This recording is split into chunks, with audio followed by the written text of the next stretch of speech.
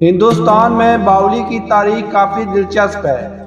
اس قسم کے کنوؤں کو مسلمان کاریگروں نے سب سے پہلے بر صغیر میں متعارف کرایا تھا، یعنی ایک ایسا کنواں جس کے ساتھ پختہ اینٹوں کا ایک چوڑا زینہ بنا ہوتا ہے، جو عمارت کی پوری چوڑائی میں سطح زمین سے پانی کی نچلی سطح تک چلا جاتا ہے، اور یوں کنویں میں ڈول ڈالنے کے بجائے زینے کے ذریعے نیچے اتر کر وضو، غسل اور پینے کے لیے میٹھا پانی حاصل کیا جاتا ہے۔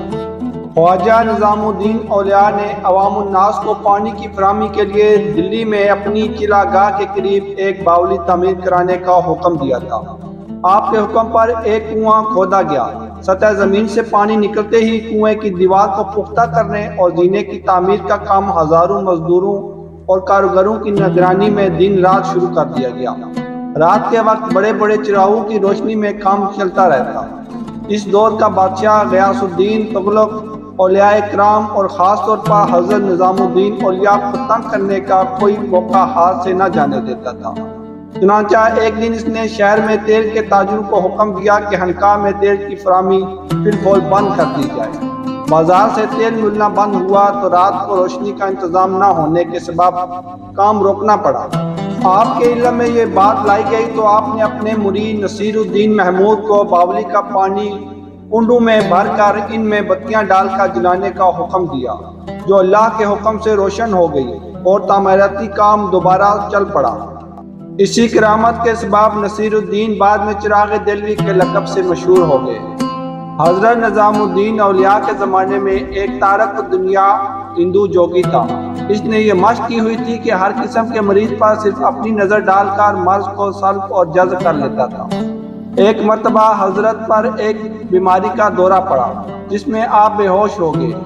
ہوش آنے پر خدام نے عرض کیا کہ حضرت اگر اجازت ہو تو فلاں جوگی کے پاس جو مرض فقط دیکھ کر ہی سلب کر لیتا ہے، آپ کا پلنگ لے چلیں۔ آپ نے فرمایا کہ خبردار ایسا مت کرنا، کیونکہ اندیشہ ہے کہ لوگوں کے عقائد میں خرابی پیدا ہو جائے گی، یعنی ہندو جوگی اور اس کے ماننے والے کہیں گے کہ جوگی کی کوئی حیثیت ہے۔ اتفاق سے ایک دن پھر حضرت کو دورہ پڑا اور بے ہوش ہو گئے۔ مریدین کو اپنے پیر و مرشد سے بے حد محبت اور احترام کا درجہ ہوتا ہے۔ وہ اپنے پیر و مرشد کی تکلیف برداشت نہیں کر سکتے۔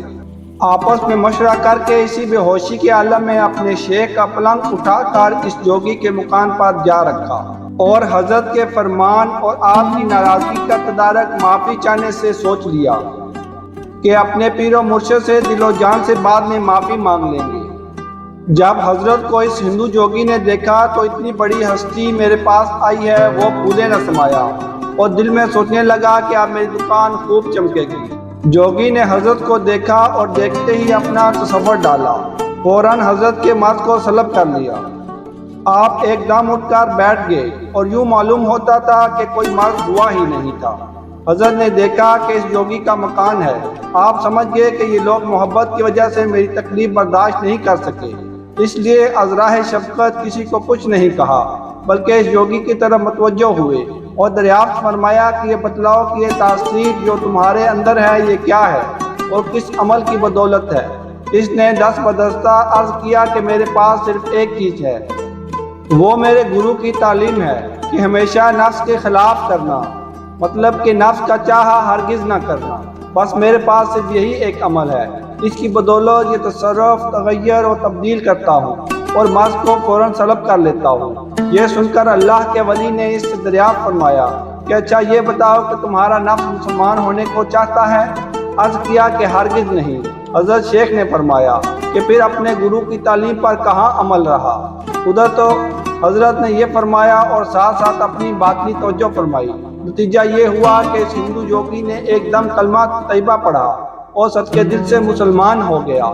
در حقیقت آپ نے اس پر بھی اپنا نورانی و روحانی اثر ڈالا، جیسا کہ ارشاد باری تعالیٰ ہے، احسان کا بدلہ احسان کے سوا کیا ہے۔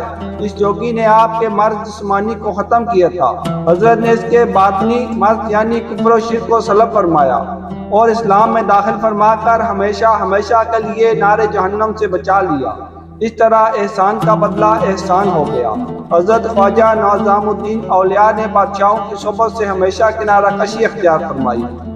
ان سے کسی حال میں ملنا پسند نہیں فرماتے تھے، بادشاہ جلال الدین فیروز شاہ خلجی کو حضرت سے ملاقات کی بڑا تمنا تھی، اس لیے اپنے خاص دوست امیر خسرو سے اپنی اس تمنا کا اظہار کیا۔